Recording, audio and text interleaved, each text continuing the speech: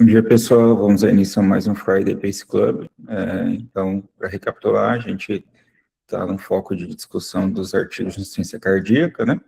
E a gente começou lá mostrando que, antigamente, a insuficiência cardíaca era uma doença que acreditava ser uma falha de bomba, né? E a questão, né, do termo da hidropsia, e tratamento basicamente é diurético e digitálico. E a gente foi vendo aí o surgimento de medicações com impacto, né, sustentado na redução de mortalidade, e a evolução da teoria de bomba com a teoria neurohormonal. Então, a gente já viu o papel dos inibidores da IECA, né, e agora a gente está vendo os trabalhos que vão atuar no beta-bloqueio. Na semana passada, a gente discutiu um pouco do carvedilol, e hoje o Cleiton vai trazer para a gente dois trabalhos com o metoprolol, que, como vocês bem sabem, são dos três beta-bloqueadores com impacto na redução de mortalidade. Cleiton, a palavra é toda sua. Bom dia a todos, meu nome é Cleiton, sou residente de cardiologia do Hospital Geral. Então, vamos iniciar mais uma apresentação. Então, hoje a gente vai falar sobre o estudo MERIT, né, que é um estudo randomizado de intervenção com metoprolol de ação prolongada na insuficiência cardíaca congestiva. Os métodos utilizados é um ensaio clínico randomizado, duplo cego e controlado, precedido por um período de introdução com placebo de 2 semanas em regime simples cego. Número de 3.991 pacientes. O local foi 337 locais em 14 países, sendo eles 313 nos Estados Unidos e 13 na Europa. O período foi 14 de fevereiro de 97 a 30 de outubro de 98. Um acompanhamento de 1 ano, com a intenção de tratar, e o resultado primário é o estado vital, que eles analisaram, morte cardiovascular, morte com insuficiência cardíaca, morte súbita e mortalidade combinada com internação hospitalar por qualquer motivo. Os critérios de inclusão, pacientes com idade entre 40 e 80 anos, classe funcional 2 a 4 de NIRA, por 3 meses ou mais antes da randomização, estabilizados com terapia padrão ideal, no momento da inclusão, 2 semanas antes da randomização, uma fração de ejeção menor que 40% nos 3 meses anteriores à inclusão, fração de ejeção entre 36% e 40% foram incluídos apenas se a sua distância máxima percorrida fosse 450 metros ou menos em um teste de caminhada de 6 minutos, e uma frequência cardíaca em decúbito dorsal no repouso maior ou igual a 68 batimentos. E os critérios de exclusão, a indicação ou contraindicação para tratamento com beta-bloqueador ou medicamentos com propriedades beta-bloqueadoras, como a amiodarona, beta-bloqueadores nas 6 semanas antes da inclusão, uma insuficiência cardíaca secundária à doença sistêmica ou abuso de álcool, um transplante cardíaco programado ou realizado, ou cardiomioplastia, ou um CDI previsto ou realizado, ou procedimentos como cirurgia de revascularização do miocárdio, ou uma angioplastia coronariana, né, percutânea planejada ou realizada nos últimos 4 meses. E um infarto agudo do miocárdio ou angina instável nos últimos 28 dias anteriores à randomização. Ele também foi excluído do estudo bloqueio atrioventricular de 2º e 3º grau, a menos que o paciente tivesse um marcapasso implantado em uma frequência cardíaca espontânea de 68 batimentos por minuto ou mais, uma insuficiência cardíaca descompensada instável, né, no quadro de edema pulmonar, hipoperfusão, ou pressão arterial sistólica em decúbito dorsal inferior a 100 mm de mercúrio, no momento da inclusão, qualquer outra doença grave que possa complicar o manejo e o acompanhamento de acordo com o protocolo, o uso de antagonistas do cálcio, como diltiazem e veparamil, o uso de amiodarona nos últimos 6 meses anteriores à inclusão do estudo, baixa adesão, definida como um desvio superior a 25% entre o número de comprimidos do placebo observados e o número esperado de comprimidos consumidos durante o período de adaptação. O desenho do estudo, então, nas 2 semanas anteriores à randomização, eles fizeram uma terapia o paciente tinha que estar com uma terapia padrão ótima, né, definida como qualquer combinação de diurético e um inibidor da enzima convertedora de angiotensina. E se o IECA não fosse tolerado, ele poderia utilizar hidralazina, nitrato de ação prolongada, antagonista o BRA, antagonista do receptor de angiotensina 2 ou digitálico. No período de adaptação de 2 semanas, o paciente estaria no regime simples cego com placebo, para acompanhar se ele ia aderir à medicação, né? Então, a randomização, ela equilibrou o grupo placebo e o metoprolol em 10 fatores, né? O centro de pesquisa, idade, sexo, origem étnica, causa da insuficiência cardíaca, histórico de infarto, tempo decorrido desde o último infarto, diabetes mellitus, fração de ejeção e classe funcional de nível. Eles fizeram um sistema de gravação de voz interativo, que foi utilizado para fornecer aos pesquisadores o número do medicamento do estudo e gerado por computador, com base no procedimento de alocação ótima, né, método de minimização. No desenho, a randomização, né, eles realizaram da seguinte forma, né, o N de 1990 em uso de metoprolol e o placebo de 2001. A dose inicial foi de 12,5 ou 25 miligramas uma vez ao dia. Recomendava-se, né, meio comprimido de 25 miligramas para pacientes com NIRA 3 e 4. E após 2 semanas, a dose do metoprolol já ia para 50 miligramas por dia, por 2 semanas. Depois de 2 semanas, iria ser aumentado para 100 miligramas por dia. E depois de 2 semanas, chegar na dose alvo de 200 miligramas por dia. Ele também trouxe a informação, né, que o regime posológico podia ser modificado de acordo com o julgamento do investigador.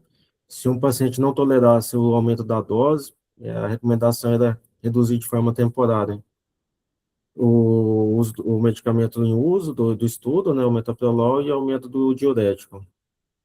As consultas, elas teriam acompanhamento a cada 3 meses e definição de tolerabilidade com uma interrupção precoce e permanente do tratamento. O desfecho primário, ele considerou estado vital, morte cardiovascular, morte com insuficiência cardíaca e morte súbita, né? E a questão da mortalidade, ele considerou mortalidade por todas as causas e a mortalidade por todas as causas combinada com a internação hospitalar por qualquer motivo. Em relação à análise estatística, foi uma análise realizada com a intenção de realizar o tratamento, né, e a probabilidade cumulativa de interrupção precoce por benefício foi de 0,036 e por dano foi de 0,15, com base nas estratégias de long rank. O teste de long rank para, né, comparar os dois grupos de desfecho primário e o modelo de risco proporcional de Cox para calcular os riscos relativos no índice de confiança de 95%, né, e um estudo, um intervalo de confiança de 95%, e um estudo de valor de P, né, para a mortalidade total ajustado, as duas análises intermediárias pré-definidas. Análise de regressão e os riscos proporcionais de COGS por mortalidade total, e em relação à fração de ejeção, pressão arterial sistêmica e diastólica e a frequência cardíaca, esses grupos de riscos, eles foram definidos pelo terço inferior e para a idade pelo terço superior. O grupo, ele foi separado da seguinte forma, né? Dos 3.991 pacientes randomizados, 1.990 pacientes, eles foram para o grupo do metoprolol, de ação prolongada, e 2.001 pacientes do grupo placebo. No grupo metoprolol teve 145 mortes, e no grupo placebo 217. E no final do estudo, teve 1.845 pacientes vivos, né, e 1.647 pacientes em tratamento. No grupo placebo, 1.784 pacientes vivos e 1.539 pacientes em tratamento. Ele colocou no artigo, né, que o Comitê Diretivo Internacional ele interrompeu o estudo em 31 de outubro de 98, né, por recomendação do Comitê de Segurança. Né, segundo a análise interina pré-planejada, né, de 50%, mostrou que o critério pré-definido para o encerramento do estudo, ele já tinha atingido e superado, que era um Z de 3.807 pacientes, né? E, e no caso, foi acumulado 3.980 pacientes ano, tempo médio de um ano de acompanhamento. Nesse gráfico, a gente pode observar a mortalidade cumulativa, né, em relação aos meses de segmento. Né, a mortalidade do grupo do metoprolol, ele atingiu 145 pacientes, e no grupo placebo, 217 pacientes, com uma taxa de mortalidade de 7,2% do metoprolol e 11% do placebo, por paciente ano de acompanhamento, com risco relativo de 0,66, o que dá uma redução de 34%, né? Risco relativo. Nesses demais gráficos também a gente já observa o benefício, né, em relação à mortalidade cardiovascular, em relação ao tempo. Ele apresentou, né, uma redução de risco de 38% no primeiro gráfico, então, da mortalidade cardiovascular. Em relação à morte súbita, o metoprolol ele reduziu um risco em 41% em relação ao placebo. E em relação ao óbito por insuficiência cardíaca, o metoprolol apresentou uma redução de risco de 49% em relação ao placebo.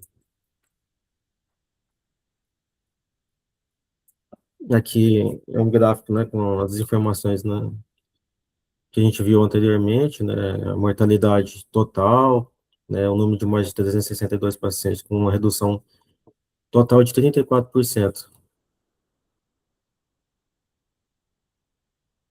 E aqui, no gráfico, a gente pode observar, ele coloca da seguinte forma, né, que o quadradinho que não tiver preenchido é que apresentou mais de 180 óbitos. O quadradinho que está preenchido, ele apresentou menos de 180 óbitos, então indicando baixo poder estatístico. Então, nos pacientes que apresentaram maior poder, né, estatístico, a gente pode observar que, em relação ao metoprolol, paciente que em NIRA 3, né, apresentou benefício, paciente com fração de ejeção reduzida, paciente com etiologia isquêmica e os pacientes não tabagistas.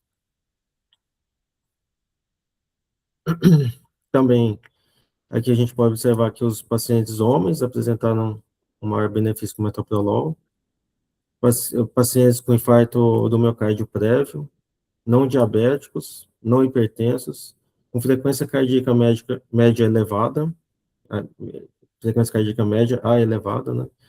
E uma pressão arterial diastólica média alta também, apresentou benefício.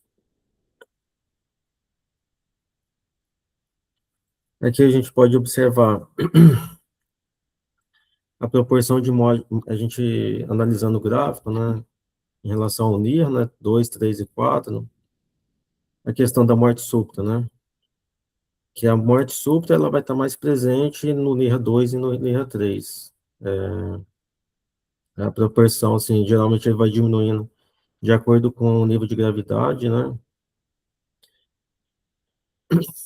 principalmente porque questão de arritmias, né, pacientes que têm o NIR 2, 3, ele apresentam mais arritmia grave, né, FV, então a gente tem mais essa análise. E a classe funcional, de acordo com o NIRA, e a mortalidade ela vai aumentando de acordo com o grau do NIRA, né? Acho que é mais assim que a gente pode analisar essa tabela. E o metoprolol, ele faz essa proteção, né, em relação ao placebo, nesses fatores de morte súbita, de redução rápida da classe funcional. Aqui na discussão, ele traz que a adição do metoprolol de ação prolongada, né, administrado uma vez por dia, é um tratamento padrão, né, ótimo.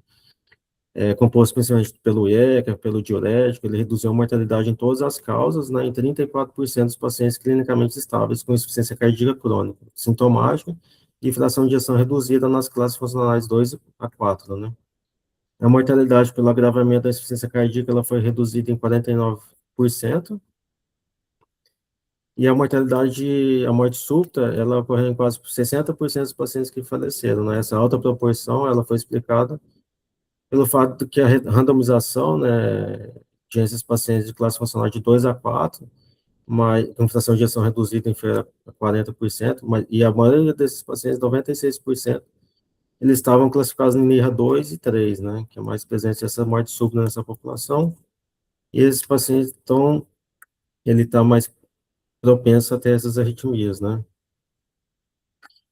E o metoprolol de ação prolongada, ele, quando ele é adicionado ao tratamento com IECA, ele reduziu o risco de morte súbita e de morte para agravamento pela insuficiência cardíaca.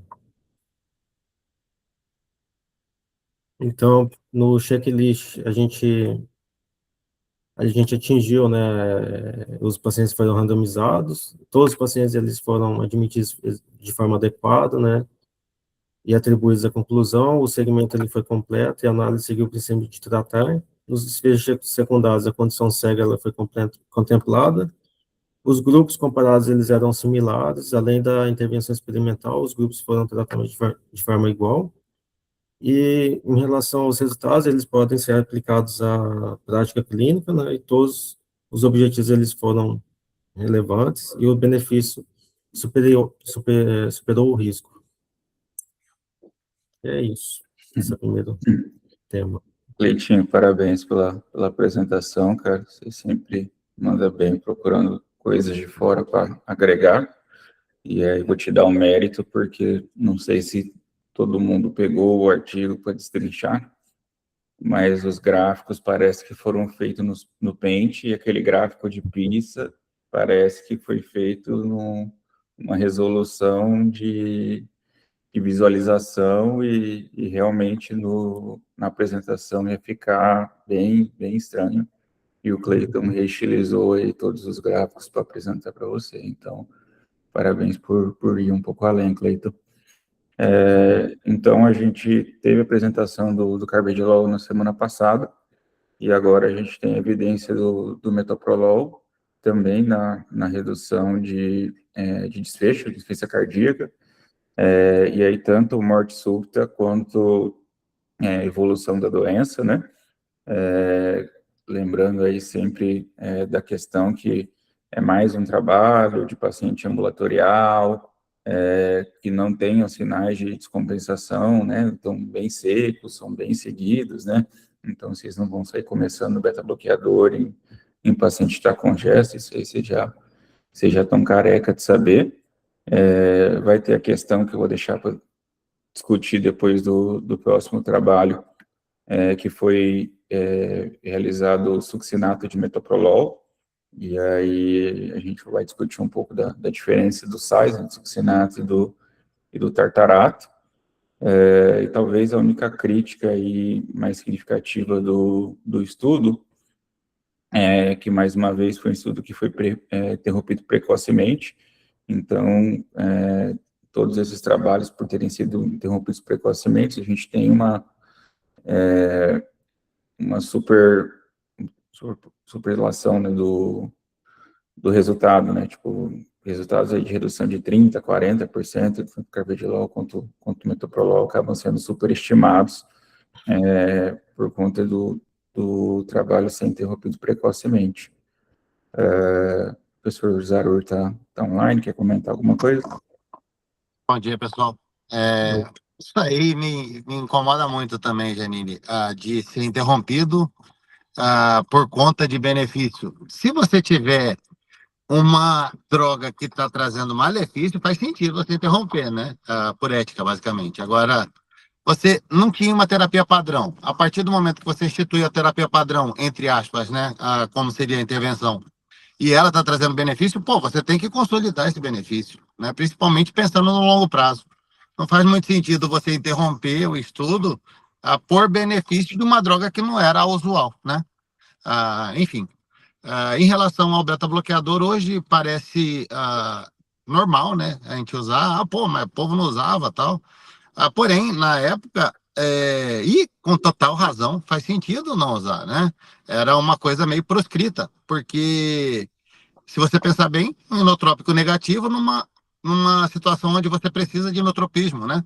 Portanto, hoje parece lógico a gente usar o beta-bloqueador, mas na época isso era um completo desafio e até disruptivo, vamos dizer assim, né? Isso começou lá com o carvedilol, mas também aqui com metoprolol. Em relação ao sal usado, né, como o Janine já adiantou aí, o succinato tem benefício maior, mas vai ser dito mais para frente, né? E exatamente foi o que foi utilizado, de longa duração, succinato, o de curta duração, o tartarato, né? Perfeito. Se Nath quer comentar alguma coisa, alguns meninos têm alguma dúvida em relação ao trabalho.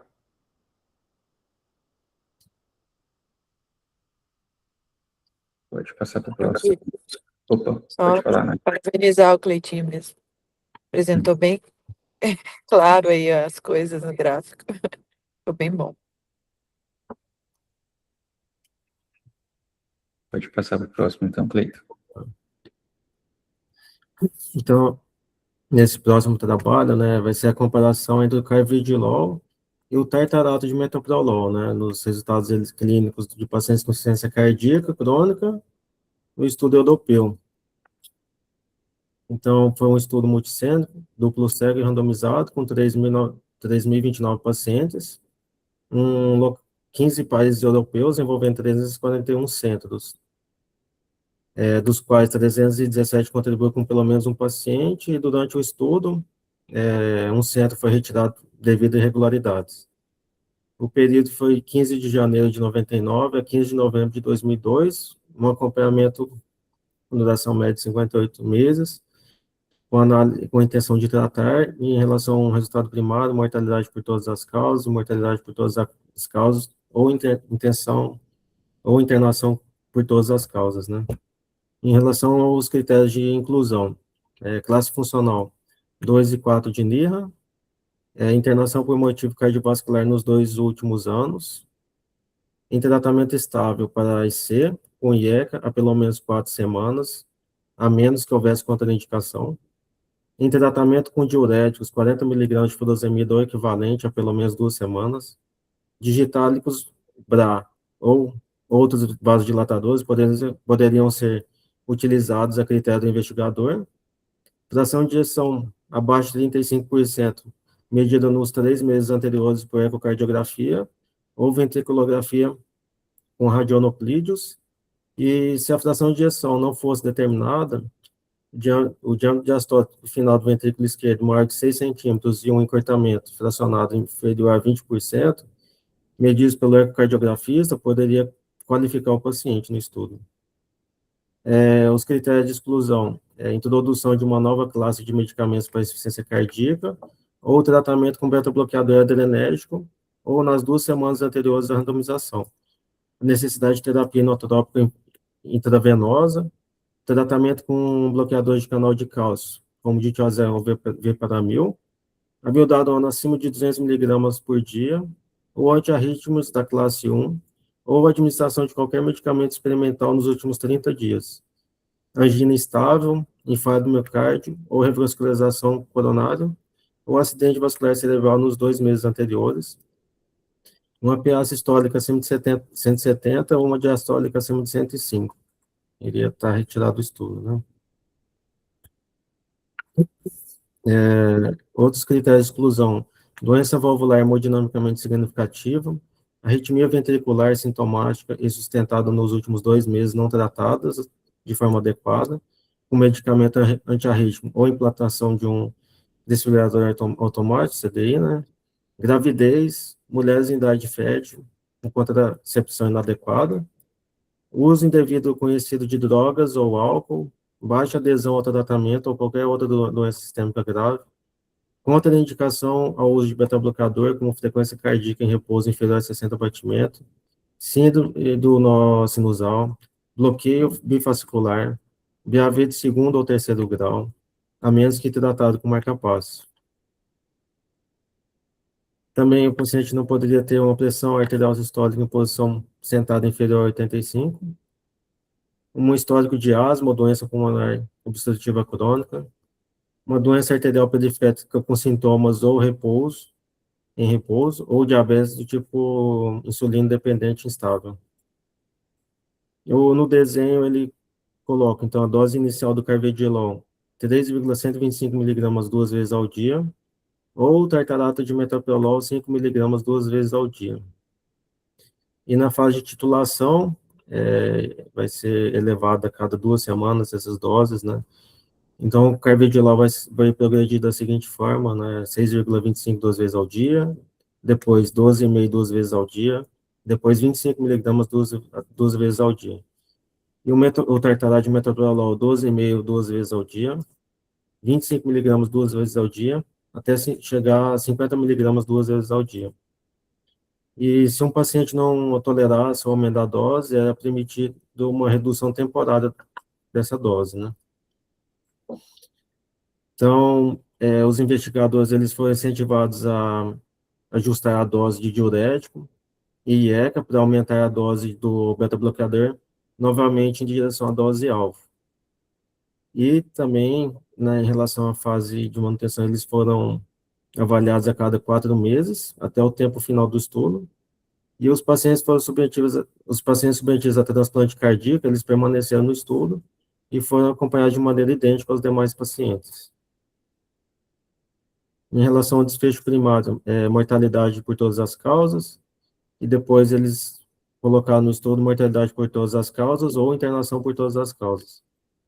O desfecho secundário, né, todas as causas de mortalidade e hospitalização, morte cardiovascular, infarto agudo não fatal, transplante cardíaco, morte cardiovascular e piora da insuficiência cardíaca.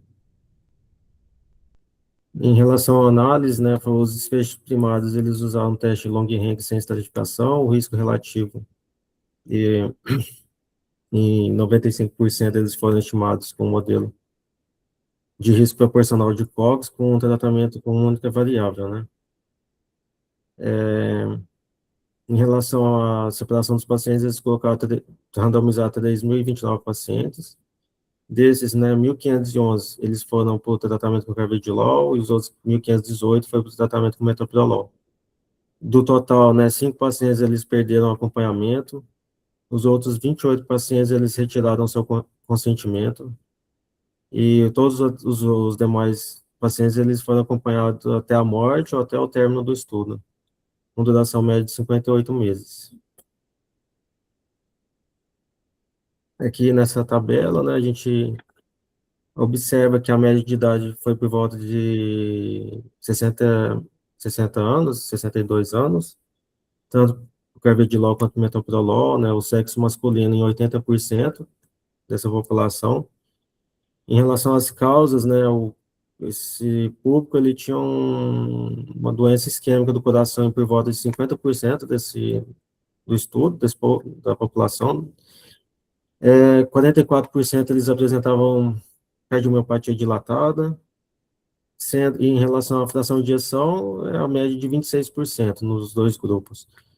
Em relação ao que eles usavam associado ao beta-bloqueador, os diuréticos estavam presentes em 99% dos pacientes, o IECA estava presente em 92% dos pacientes, o BRA estava presente em 6% dos pacientes, e os digitálicos em 58%.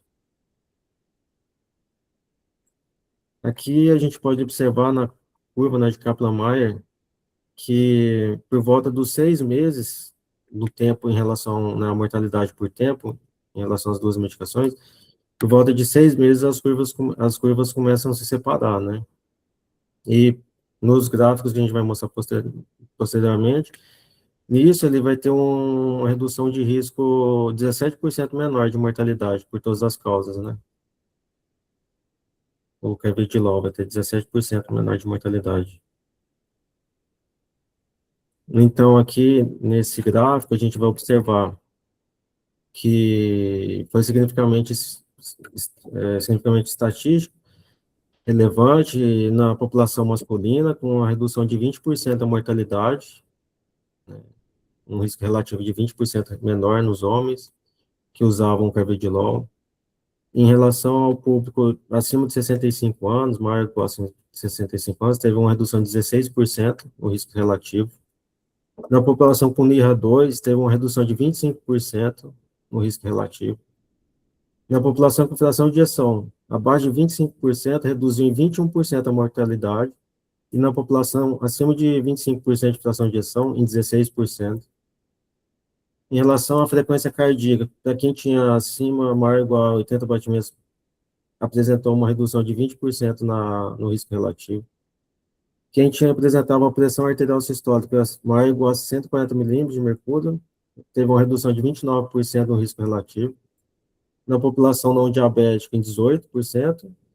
E na mortalidade por todas as causas, uma redução de 17% no risco relativo. Aqui a gente pode observar, né, que é questão de morte cardiovascular. 29%, né, no grupo do carvedilol e 35% no grupo do tartarato de metoprolol, uma redução de mortalidade em 20% no risco relativo, né? E a gente também observa que o desfecho composto de mortalidade por todas as causas e internação por todas as causas, ele não foi significativo. Aqui uma comparação, né, em vários públicos de pacientes, né, que coloca aqui, que basicamente o carvedilol mostrou o benefício em relação ao tartarato de metoprolol. Aqui nesse gráfico a gente pode observar que após 4 meses a frequência cardíaca média ela vai reduzir em 13 batimentos no grupo do carvedilol e em 11 batimentos no grupo do tartarato de metoprolol, uma diferença de 1,6 batimentos. Também, não só a frequência cardíaca foi reduzida nesses 4 meses, como também a pressão arterial. A pressão arterial teve uma redução na sistólica de 1,8 milímetros, beneficiando o grupo do carvedilol. Nisso aqui, a gente está falando de dose de manutenção do carvedilol por volta de 41 miligramas por dia, né?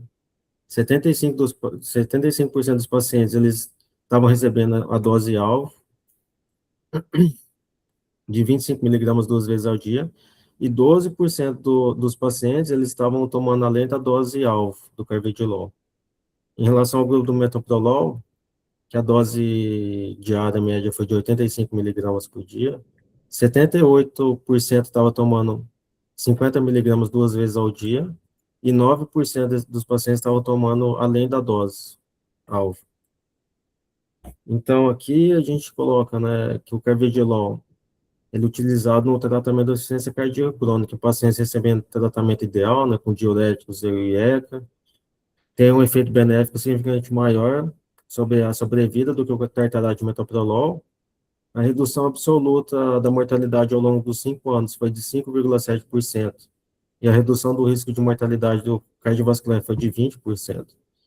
Em relação à extrapolação das curvas de sobrevida, né, ele sugeriu que o carvedilol prolongou a sobrevida mediana em 1,4 anos, em comparação com o metoprolol,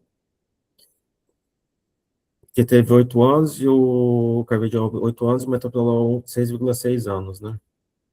Em relação, né, ao número calculado de ano paciente de tratamento para salvar uma vida, foi de 59,23, o que é semelhante ao efeito do IECA ou BRA, em comparação ao placebo em populações comparáveis, e ele também relata no estudo, né, que a taxa de mortalidade anual foi de 8,3% para o carvedilol e 10% para o metoprolol, e aí ele trouxe os outros estudos, né, que a mortalidade anual do MERIT foi de 7,2% do metoprolol, só que no caso aqui é succinato, né, e no CIBIS-2, né, 5, a taxa foi de 8,8% no grupo de bisoprolol.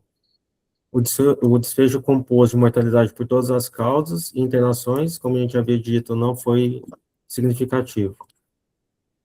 Aqui um gráfico, né, que eu encontrei e eu coloquei no slide para a gente ter essa ideia, né, do succinato de metoprolol, que aqui a gente tem a curva azul, né, de ação lenta, 200 miligramas uma vez por dia, e o succinato de metoprolol em verde, a pessoa tomando 100 miligramas uma vez por dia, em comparação com a curva roxa, que é o tartarato de metoprolol, que no caso aqui ele está tomando 50 miligramas 3 vezes no dia, sendo que nesse estudo aqui foi 50 miligramas 2 vezes no dia. Então, provavelmente aqui ele fica umas 5, 6 horas abaixo do nível do succinato de metoprolol de 100 miligramas, né? no checklist, né, os desfechos primários, a designação para os tratamentos, ele foi randomizado, todos os pacientes admitidos, eles foram adequadamente contados e atribuídos à conclusão, o segmento ele foi completo, a análise seguiu o princípio de intenção de tratar, aqui a condição cega ela foi contemplada, o estudo ele foi similar entre os grupos, né, além da intervenção experimental, os grupos eles foram tratados de forma igual, e o resultado ele pode ser aplicado na prática clínica e os objetivos clinicamente relevantes eles foram considerados e o benefício do tratamento supera os riscos e custos, né? Cleitinho, parabéns pela apresentação. Professor Zarur, quer ter a honra de começar? Sei que o senhor gosta dessa parte. Vamos lá. Bom, primeiro que foi sacanagem, né, com o tartarato. Na hora de brilhar, deixaram o succinato. Na hora de brigar, aí botaram o tartarato. Enfim, ele apanhou, e aí, a partir do momento que ele apanhou, ele basicamente foi marginalizado, né? Se funciona, não funciona, não sabemos direito, né? A verdade é que contra o carvedilol ele é pior. Basicamente é isso que quer dizer o estudo. O problema desse estudo é que foi desfecho muito duro, né? E como é desfecho duro, basicamente fica em conteste, né? Não tem muito para onde correr. Então, usar tartarato de metoprolol a partir de então, no paciente com insuficiência cardíaca, é, enfim, loucura, né? Você não vai utilizar sabendo que o carvedilol é bastante superior. Um ponto, em relação a benefício, entre aspas, do carvedilol em relação à pressão arterial, como foi colocado, na verdade, na insuficiência cardíaca, Cleitinho, eu imagino isso mais como um malefício, tá? Porque, como são diversas drogas antihipertensivas que a gente vai utilizar, e o paciente normalmente ele tem hipotensão, a gente fica com dificuldade de inclusão da droga, né? Então a gente sabe disso, né? O carvedilol ele é um pouco mais potente em relação a baixar a pressão, o que, na verdade, no final das contas, acaba até falando contra a droga na hora da escolha, tá? Às vezes, o paciente, uma mulher, por exemplo, de 20 e poucos anos, miocardiopatia dilatada, ela já é hipotensa, né? Então, em geral, eu não penso em carvedilol, a princípio, né, como droga, por conta disso, justamente, entendeu? Outra coisa que chama atenção no estudo é que a quantidade de pacientes usando a digoxina, né, digital, acho que 60%, quase 56%. 58%. Ou seja, era o anacronismo, né, da época, sabendo que ainda não tinha, e já tinha DigTrial rodando, mas você vê que não é uma coisa, não funciona para mortalidade, mas enfim, o pessoal continua usando até ir largando aos poucos, né? Não é uma coisa tão abrupta, né? Isso dá para perceber bem. E acho que é isso. Parabéns pela apresentação, Cleiton. Valeu. Parabéns, Cleiton. Então, o professor Zarur já elencou aí a principal crítica, né? Aqui a gente teve o uso do tartarato. O tartarato é uma medicação que, quando foi aprovada, a gente fala que ela vai ter uma meia-vida aí de 6 a 8 horas, então ela tem uma meia-vida mais curta que o succinato, que foi usado no trabalho anterior, né? Então, assim, o certo seria, se você tiver o tartarato, seria usado de 6 em 6 horas e não de 12 em 12 horas. Na época teve muita briga, né? Quando você pega os editoriais da época, o Wilson, né, que foi o principal investigador desse trabalho, ele coloca aí essa questão, não esse gráfico, mas ele traz uma análise lá comparativa da frequência cardíaca em repouso. Então, ele fala que com essa dose aí do tartarato, 50 de 12 em 12, você obteve uma frequência cardíaca de repouso muito semelhante ao carvedilol, era uma diferença de 1 batimento aproximadamente, e que isso mostraria que houve um beta-bloqueio adequado, né? E aí o principal crítico da época era o Pecker, que inclusive fez o Copernicus e o S-carvedilol, e ele falava que, mostrava, né, essa questão que você tem que chegar sempre na dose alva, dose máxima tolerada pelo paciente, para ter o melhor beta-bloqueio, e que a comparação justa seria o succinato de metoprolol, né, na dose máxima. Mas como o professor Zarur falou, né, acabou-se que na época a evidência falou-se a favor do carvedilol, apesar de, quando você pega o MERIT, eu acabei nem comentando, no MERIT você teve uma redução aí de mortalidade, de morte arrítmica de 41% no grupo geral, chegando a 50% nos pacientes pós-infarto. Então, um pouco disso, e por ele ser beta-seletivo também, acabou se consolidando no nosso imaginário. Então, assim, o que a gente sempre discute à beira do leito? A sensação que todo cardiologista tem é que o metoprolol dos beta-bloqueadores é o mais antiarrítmico, né? E aí a defesa do Wilson é que o carvedilol, por também ter esse efeito alfa, ele teria ação antioxidante e teria um benefício adicional em comparação aos beta-bloqueadores seletivos, né? Mas aí vai muito do que o professor Zaur falou, né? Se você está de frente de uma miocardiopatia hipertensiva e você também quer baixar a pressão, a gente acaba optando pela associação do carvedilol por saber que ele tem uma ação hipotensora maior. E muitas vezes você vai ter aquele paciente que tem uma pressão muito lábil, e a gente sabe que você precisa associar hoje o quarteto, né? Então, muitas vezes você entrar com carvedilol ao invés do metoprolol, você não vai conseguir otimizar a dose do ARNI ou do IECA, e isso acaba, de certa forma, alterando aí. Não sei se a Nath quer fazer algum comentário também.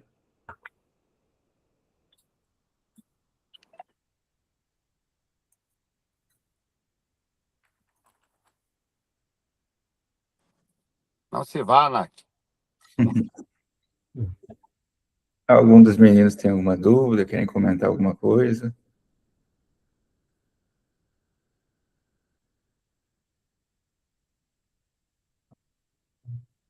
Só o último ponto, Janine. Até por conta da digoxina, por vezes, não se conseguiu colocar tanto beta-bloqueador, né? Pensando na redução da frequência cardíaca, às vezes seria mais benéfico a utilização de mais beta-bloqueador e menos digoxina. Mas, enfim. E tem questão também que, na época, como estava começando a usar, eles tinham muito medo, né? Então, esses primeiros trabalhos eram sempre começando com a dose mínima, titulando a cada 2 semanas, com medo dessas doses mais altas que a gente usa hoje em dia. É totalmente compreensível, né? Então tá bom, gente. Uma boa sexta-feira, um bom final de semana. Na semana que vem, o Henrique vem aí para falar do bisoprolol para a gente. Valeu, turma. Tchau, tchau. Valeu. Falou, valeu. Falou, professor. Valeu.